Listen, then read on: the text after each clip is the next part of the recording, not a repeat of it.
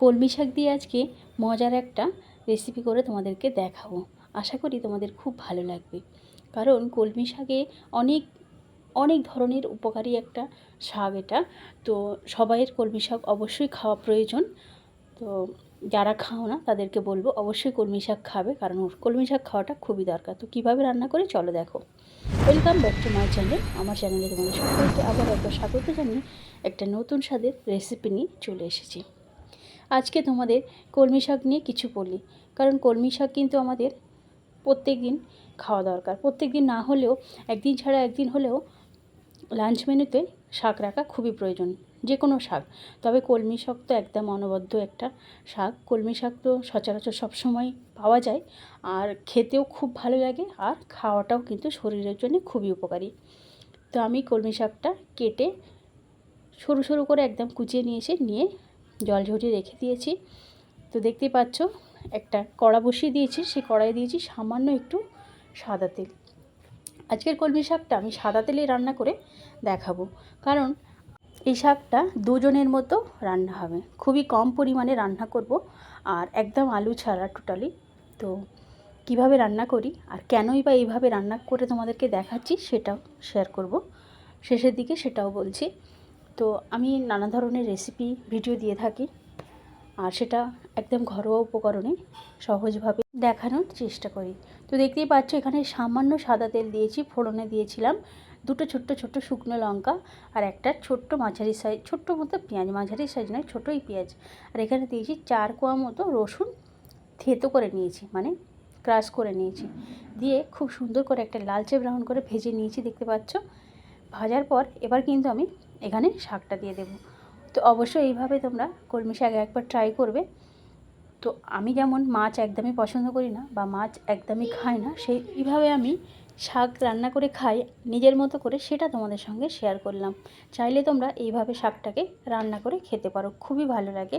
তবে এখানেই চাইলে তোমরা আলুটা অ্যাড করতে পারো। আমি একদমই আলুটা ছাড়াই করলাম। আমি এটা রেগুলারলি করি, প্রায় একদিন দুদিন ছাড়াই কিন্তু এই শাকটা বানিয়ে আমি খাই। তো আলু ছাড়াই খাই। তো দেখতেই পাচ্ছ যে কতটা সহজভাবে, একদম মিনিট 3-5 মধ্যেই কিন্তু রান্নাটা কমপ্লিট হয়ে যাবে। আর খুবই সহজে একদম সহজভাবে আমি তোমাদেরকে দেখালাম। কম উপকরণ, কিছুই লাগে না, জাস্ট কিছুই লাগে না, একদম 2-3টে মশলা দিয়ে কিন্তু রান্নাটা হয়ে যাবে। এখানে সামান্য লবণ আর হলুদ দিয়েছি, কোনো লঙ্কা গুঁড়োর দরকার নেই। এখানে চাইলে তোমরা কাঁচা লঙ্কা দিতে পারো, আমি কাঁচা লঙ্কাটা দিলাম না। সবুজ শাকে সবুজ লঙ্কা দিলে একটু অসুবিধা হয় আমার, সেই জন্য দিলাম না। আমি শুকনো লঙ্কা ফোড়নে দিয়ে শাকটা বানালাম।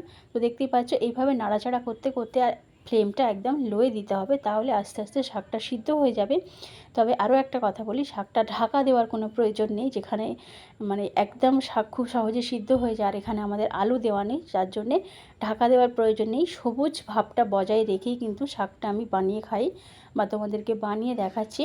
ঢাকা দিলেই কিন্তু এই সবুজ ভাবটা থাকবে না, সেই জন্যে ঢাকা ছাড়াই লোয়ে দিয়ে, দেখতেই পাচ্ছ অল্প অল্প জল আছে, এভাবে আমি নাড়াচাড়া করতে করতে জলটাও শুকিয়ে যাবে, তার মধ্যে আমার শাকটাও কিন্তু কমপ্লিট হয়ে যাবে। তো দেখতেই পাচ্ছ আমি এইভাবে লোয়ে লোয়ে আস্তে আস্তে কিন্তু মাঝে মাঝে নাড়াচাড়া করে দিয়েছি, আর আবার রেখে দিয়েছি কিছুক্ষণ ছাড়াই, কিন্তু আস্তে আস্তে নাড়াচাড়া করে দিয়েছি। তো দেখতেই পাচ্ছ একদম শাক কিন্তু প্রায় কমপ্লিট হয়ে এসেছে, আর সিদ্ধও হয়ে গেছে, কিন্তু শাকের সবুজ ভাবটা বজায় আছে। আমি যেহেতু একদমই মাছ খাই না, আমার পাশের চুলোতে, ওভেনে দুটো চুলো, একটা চুলোতে আমি শাকের রেসিপিটা তোমাদের সঙ্গে শেয়ার করছি, একটা চুলোতে কিন্তু মাছের একটা তরকারি হচ্ছে। কারণ মাছ যেহেতু আমি একদমই পছন্দ করি না, একদমই খাই না, তো আমি আমার মতো কিভাবে একটা সবজি বানিয়ে নিই সেটা তোমাদের সঙ্গে শেয়ার করলাম। তবে অবশ্যই প্রত্যেক দিন যে আমি শাক খাই সেটাও নয়, তো একদিন ছাড়া একদিন শাক রাখার চেষ্টা করি মেনুতে। তবে কলমি শাকটা কিন্তু সত্যিই খুবই উপকারী শাক, যারা খাও না তাদের কাছে রিকোয়েস্ট রইল এইভাবে কলমি শাক বানিয়ে একবার খাও, সত্যিই কিন্তু বারবার খেতে ইচ্ছা হবে। আর ভাতের পাতে মানে লাঞ্চ মেনুতে একটুখানি শাক থাকলে ভাত কিন্তু একদমই আর কিছু বলার নেই, একদম জমে যাবে ভাত খাওয়াটা, দুপুরের লাঞ্চ মেনুটা। তো আমি পুরোপুরি রান্না শেষ করে সার্ভ করে তোমাদেরকে দেখাচ্ছি। দেখো কতটা লোভনীয় দেখতে হয়েছে, আর তেলও কিন্তু এখানে একদমই কম। অবশ্যই তেল কম দিয়েই শাকটা রান্না করতে হবে, সিদ্ধও খুব সুন্দরভাবে হয়ে যাবে, দেখতে অসাধারণ, খেতে তো দুর্দান্ত স্বাদ, কিছুই বলার নেই, জাস্ট অসাধারণ একদম। তো দেখতেই পাচ্ছ শাকটা আমার পুরোপুরি রেডি হয়ে গেছে। তো আশা করি তোমাদের আজকে ভিডিও ভালো লেগেছে। যাদের ভালো লাগবে অবশ্যই একটা সুন্দর করে কমেন্ট করে যাবে, একটা লাইক দিয়ে ভিডিওটা শেষ করো। যারা লাইক দিতে ভুলে গেছে তাদেরকে মনে করিয়ে দিয়ে একটা লাইক দিয়ে ভিডিওটা শেষ করো। ভিডিওটা দেখার জন্য অনেক অনেক ভালোবাসা, এতক্ষণ ধৈর্য ধরে দেখার জন্য। তোমরা সবাই ভালো থেকো, সুস্থ থেকো। দেখা হবে নেক্সট কোনো ভিডিওতে। ততক্ষণ সবাই ভালো থাকবে, সুস্থ থাকবে, সাবধানে থাকবে।